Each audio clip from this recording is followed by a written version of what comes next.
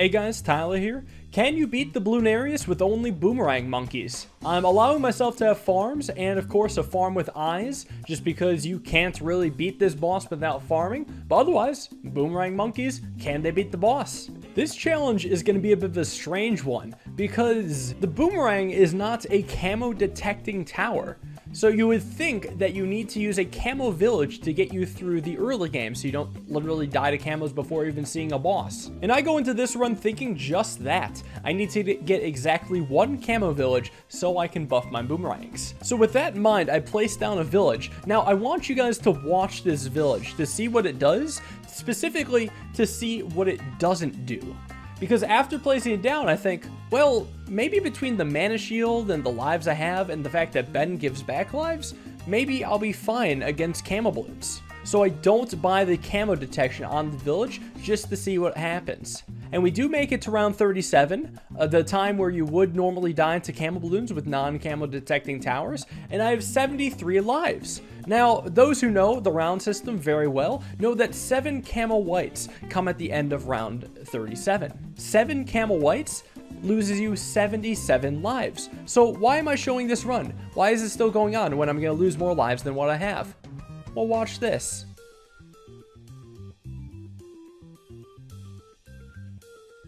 Somehow, I end with 1 life. And that's because Ben gives 5 lives at the end of each round. So when I leaked the white balloons, I went down to -4 lives, and Ben resurrected me to have +5 lives to get a total of 1 life. So I could have had a do-over without placing the village since it was useless, but then we probably wouldn't get to see that miracle happen, so I decided to just keep this as my run. For all intents and purposes, the village never happened. Anyway, on to the Bloonarius. While I could cheese my way this far without camo detection, I now had to face the music. Round 42 is unbeatable without real camo detection. I can no longer leak my way through. Thankfully, boomerangs are cheap, so I was able to farm very efficiently, and now I could afford the boomerang's only camo detection being the Glaive Lord. I'm just waiting for the start of round 42 to get maximum bank withdrawal, but then I get impatient and see the banks are basically full enough and I get it anyway. And this is really convenient because the Glaive Lord is actually really good against early stage Bloonarius as well. It's, you know, the rotating glaives aren't that amazing, they're just for the camos, but its glaive that it throws has amazing single target damage and is really good at ceramic balloon cleanup. So it's just an extremely convenient sort of upgrade to have, and now I'm set for camo detection for the next while. Now, they reworked the Glaive Lord's throwing glaive in this update. I think there was some sort of glitch with the damage over time stacking, so I think they just changed it so the damage over time or damage from the main glaive it throws has just a lot higher single target damage, and that's really coming in handy against the Bloonarius here. Dealing massive damage, we're cleaning up the ceramics, it's already past its final phase, and we're going to make it through this fight just fine. So I can continue to farm reasonably effectively. I just got to keep around this $35,000 tower. It's wave 60 and the farming's going pretty decently. I got a good amount of 4th tier farms and the banks are doing great as always. However, the Bloonarius is fairly strong. 75,000 HP is a lot, and I'm testing the waters with the Glaive Lord alone to see that it's just not quite good enough. But is that going to stop me from farming? I almost want to just keep farming. I think, yeah, I do end up just getting a turbocharge in the meantime to have that help out. And I'm probably going to go for a permacharge. Turbocharge isn't that strong by itself. It speeds things up a little bit. It's getting a couple thousand pops here and there. That's nothing compared to 75,000. That being said, it might be doable with turbocharge, but it would be really close and I don't want to risk that. So I'll just get the permacharge down right now, and that should clean things up pretty nicely. Although we'll find that permacharge itself isn't that great against the Bloonarius either. It will seem to be a Glaive Lord still carrying the show. Permacharge, I mean, is kind of weird, right? It's not single target damage, but it's also not the best group damage either. I guess it's better grouped damage than single target damage though, if I had to pick one. Well, nevertheless, I know it's going to be enough, so I'm going to farm. I guess I don't know for sure, but I mean, come on. If I don't farm now, I'm definitely going to struggle with money later. Although this one does have a Paragon, so at least I have a goal in mind.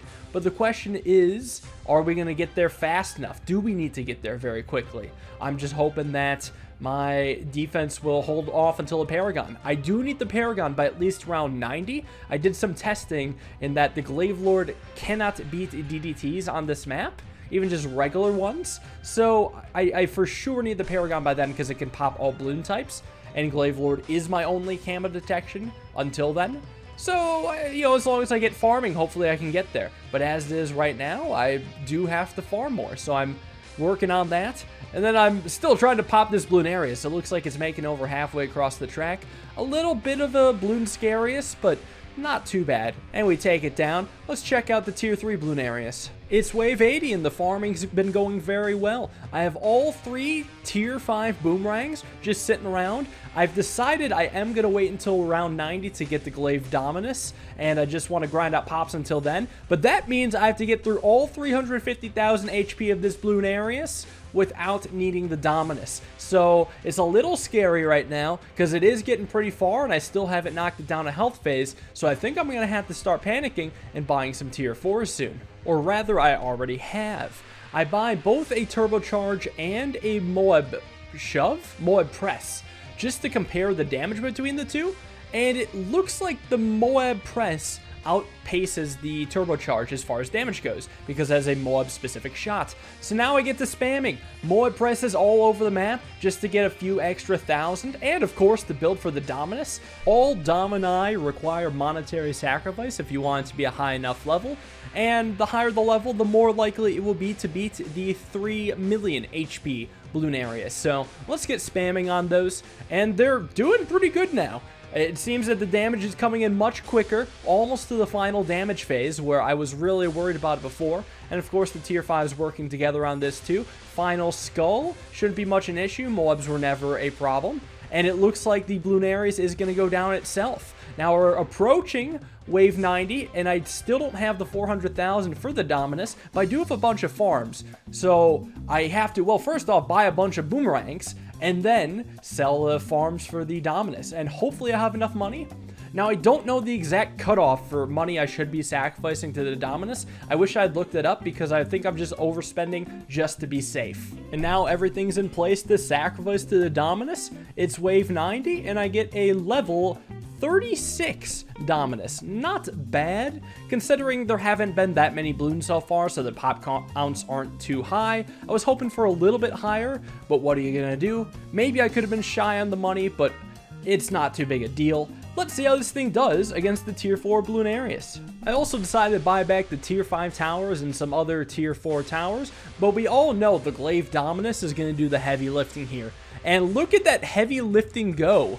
Already taken the Bloonarius past its first phase, instantly destroying the ZOMGs, and it's destroying it so fast that the Bloonarius at 750,000 HP is going to die before it rounds the first bend. Incredible display of dominance by the Dominus. So I decided to do with the Dominus what I should have done with the Dart Monkey Paragon. I decided to sell off my towers, and I'm going to see if this thing can solo the 3 million HP Bloonarius. Let's go to tier 5. It is time to see whether the Glaive Dominus can handle a 3 million HP Bloonarius. It did great against the 750,000 and has no extra help now. But, I mean, this could be a real challenge. Rounds the first bend without going through a damage phase, and only now does it come out a BAD. I have to retarget this the first. So, the BAD might pose just as much of a struggle as the main shell. The Glaive Dominus is great against everything except for BADs, so it's just another big, heavy target that it has to deal with. Thankfully, it's Glaive ricochets, but there might be a BAD that gets so far that it might potentially leak. And that's what might worry me here is the final phase. Let's see how this BAD does. If this BAD bests me, it won't. The DDTs are destroyed and ZOMGs are held in, meaning the Bloonarius goes down, making it a little bit more than halfway across the map. It's not too bad. Pretty good for a single tower, but it casually cost $1 million. And now for the hardest challenge in the game. Popping up fortified ZOMG that's stuck at the start of the screen. Yeah, this was hell when playing the actual thing. I had to buy like turbocharges and permacharges just to deal with this stuff faster. Just the round could end. Thank you. Alright, that was Boomerang only to defeat Bloonarius. I was really surprised that one worked, but add it to the list. Another tower that's good enough. I hope you guys have enjoyed these Bloonarius challenges. More to come still. Thank you all for watching. Hope you guys enjoyed. I'll see you all in the next episode. Peace.